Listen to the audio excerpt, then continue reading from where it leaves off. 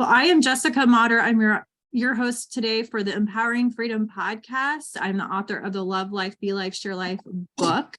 I'm so excited to introduce you to someone who I met on LinkedIn. We are connecting and we get to hear his story today and do an interview, a live interview. So Mike, do you just want to go in and share with us who you are, where you're from, just more about you? Yeah, my name is Mike Joachim. I am based in Indianapolis. I'm from Philly.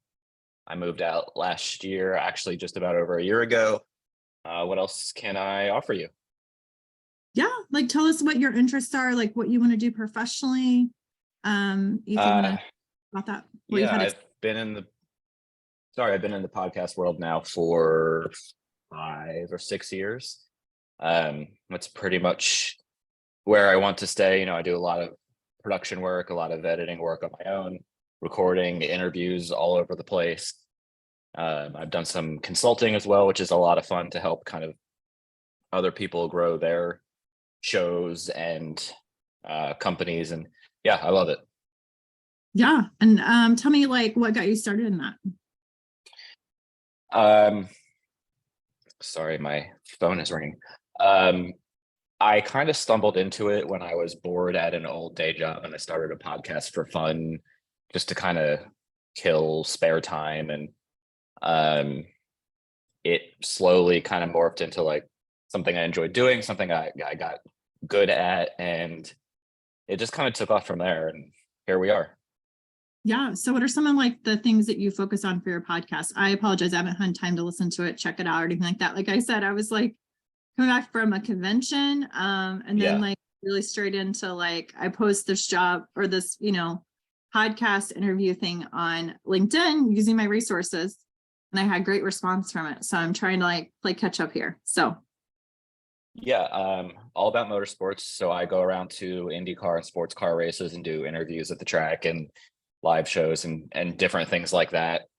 And we're going on year 6. I'm in Florida now to work the first race of the year this weekend, and I'm excited because, like I was telling you before we recorded, it was snowing in Indiana before I left, and now it's 82 degrees and sunny, so definitely won't see me complaining.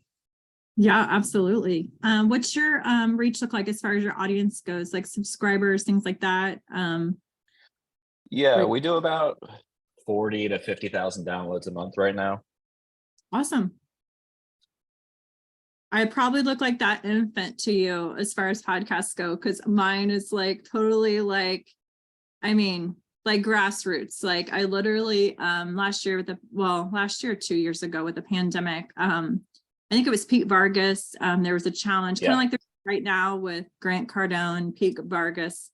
They did a challenge and they said, if you've ever wanted to do anything, like start a podcast, write a book, this would be a great time to do it, right? And I'm like, why not? How hard can it be, right? Like, how hard can it be? And from a technology standpoint, I was interviewed a couple of days ago on another show for this Becoming the Best You event that I'm speaking at. And my friend Terrence, he had like all this fancy stuff and, like all the commercials and all of that. And I'm like, I don't have any of that. This is me. I literally take my Anchor app on my phone and like on a walk, like get this moment of inspiration and creativity. And I will record like a minute, like podcasts, a minute video. And so that's like what I do. I just kind of am on the fly usually. It was 3 weeks to a month ago, I had a couple from LinkedIn that had reached out to me. They both lost their jobs within like a couple of days of each other, right before Christmas. And so I lost my job in 2016. And so I kind of felt compelled to start this podcast with interviewing people who either are underemployed, unemployed, or just really want to be interviewed on a podcast. So why not? Right. So yeah, sure. I know the feeling. I got laid off right before Christmas, not right before Christmas, but about a month before Christmas. But everybody's podcast starts somewhere. Once upon a time we were kind of in that grassroots and didn't know what we were doing stage. I legitimately started it and didn't know what I was doing or how to edit or how to publish. And you, man, if I went back and listened to the early episodes, which I don't even know if I can anymore, I don't know. That computer's probably long in the trash at this point. They were awful. I mean, comparatively speaking, they were, compared to now, they were really bad. But it's fun to Yeah. like laugh and look back on it and see like some of the questions I used to ask in interviews and go like, why the hell did I ever ask that? Yeah. Yeah. Well, there's one question that I usually ask. If time and money were an Yeah, issue, I said tomorrow you have a winning lottery ticket, you have all the money you could possibly ever want. What would you do with your time? man. I actually asked that question on a dating app the other day, and I kid you not, um, or last week. What would I do? I honestly, I would buy all of the seafood I can and sit on the beach for a day and just totally chill out and relax and put on some good music and you know, be as still as possible. Yeah. What's your favorite beach? I know you're Miami, so they have good beaches there. What's your favorite beach? Yeah. Well, I grew up going to the Jersey Shore, you know, when I spent most of my life in Philly. So I guess I'm partial to that, but you know, the quiet part of the Jersey Shore, not the fist bumping club going part of the Jersey Shore. Right. Right. Not the TV version. Okay. Yeah, exactly. Yeah. Yeah. Well, I'm going to be honest with you. When you said you were from Philly and then Jersey, I was like picturing in my head like Jersey Shore for you. Yep. So not to like label you, Definitely but not me. Definitely not me. But you're not the first person that's asked that. yeah. So what's in store for you in 2023? This is like the beginning of a new year. We're still in Yeah. January, the first month in the year. Like what's in store for you? You said you just got laid off. So, like, I mean, I feel like this is the point where you're like, okay, if I want my podcast, right? Like what you want to do in your life, like what are you going to do? Yeah. Well, you know, I'm working the first race of the year this weekend for the show up in Daytona. So we'll drive up tomorrow morning. Um, and then next week I have a couple interviews, you know, in the podcast kind of day job world again. And you know, there's a few things kind of floating out there that I don't really know if they make total sense yet, but it's all just kind of figuring out like what do I want to do, and you know, yeah, and also like where do I want to live? Do I want to stay in Indy? Do I, you know, want to go back to the East Coast with family? And um everything is very kind of open-ended right now. You know, I don't, it's just me and the dog at the house. So, you know, I don't have anybody kind of holding me back. And um, so it's, you know, I'm just kind of taking it one day at a time right now. I'm just trying to get as many interviews done as I can. You know, I have one um Monday, one Tuesday, one I'm waiting on a call to schedule it, I guess. And um kind of had like an intro call to it, I guess, yesterday. So yeah, you know, we'll see. I'm not super stressed yet, but I definitely bored right now. You know, definitely have too much idle time on my hands, which is cool for the first couple weeks, and then after a while, you're like, okay, like, you know, let's go. Right. Yeah. Yeah. And you're probably somebody like me who's like, okay, I got to get going here. Like this idle time is not good for me. Right. Yep, I'm not, there's only so many walks I can take the dog on when it's 28 degrees outside, and he doesn't want to go for a walk in 28-degree weather either. yeah. What kind of dog you got? It's a great question. I did one of those like DNA. So I rescued him right after I moved last year, and he's literally 19 different breeds, and like each one is like 12% or lower. I did one of those like DNA test things just a couple weeks ago. So he's a whole hell of a lot of different, like everything from like a boxer to a chihuahua is in his little mix. So it's I don't know. I call him, my dad calls him a deer because he's got like he's all legs and no body. And he kind of runs like a deer too. Like he doesn't know how to, like he has no coordination. So I don't really know what to call him breed wise. Yeah. What's his name? Daniel. Daniel. Okay. That's so funny. Um, I'm partnered with a company. I do some like brand partner stuff. And the owner of our company, the CEO, his name is Daniel. Yeah, anytime I I'm hear like, somebody like I'll be talking like, you'll to a have to like human, send me a picture of him.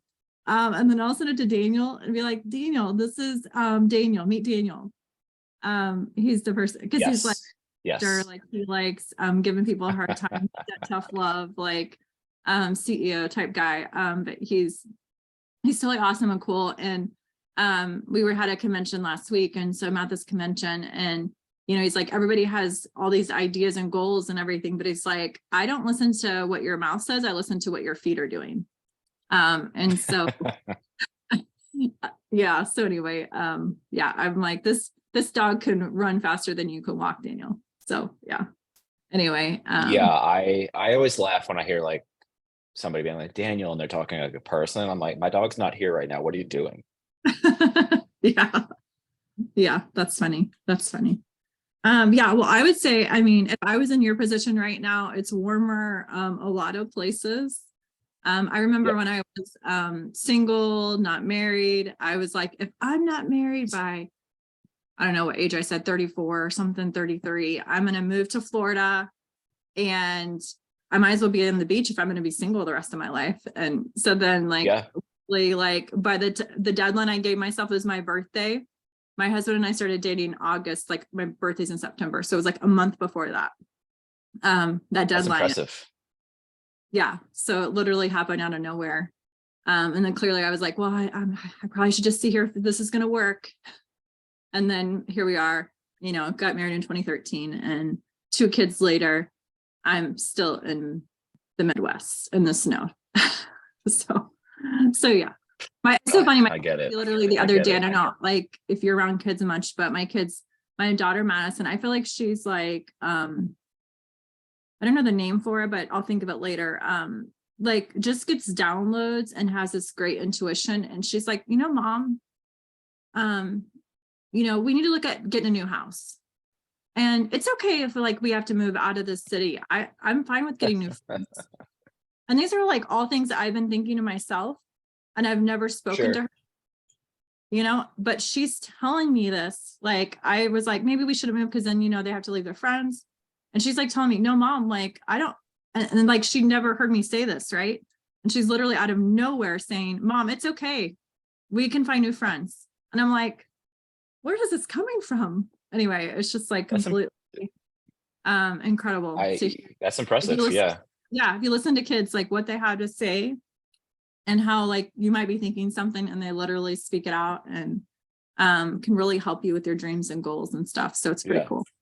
All right. So I feel like I'm trying to think, like, I know I want to introduce you to this Become the Best You group, because they really are amazing.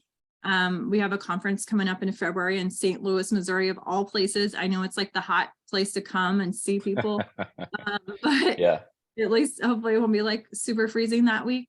But I'll invite you to that. And then, most public speakers, some people have podcasts and TV shows, all of that. So there's like a great group of people. They're uplifting. Obviously they have interviews too that they do on their shows. Sure. So you never know like what could come from that. Just in those connections and people. But they're all just great, upstanding people. I think there's like 35 speakers at this conference that will be speaking.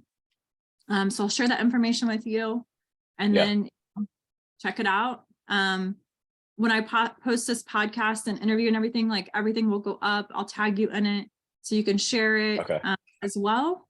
You can add it to whatever you want to add it. But I feel like at the end of the day, like I just wanted to help people who had been laid off in some form or fashion, or underemployed, or looking for work, looking for opportunities. So I appreciate the privilege today. Is there anything else you want to share with the audience?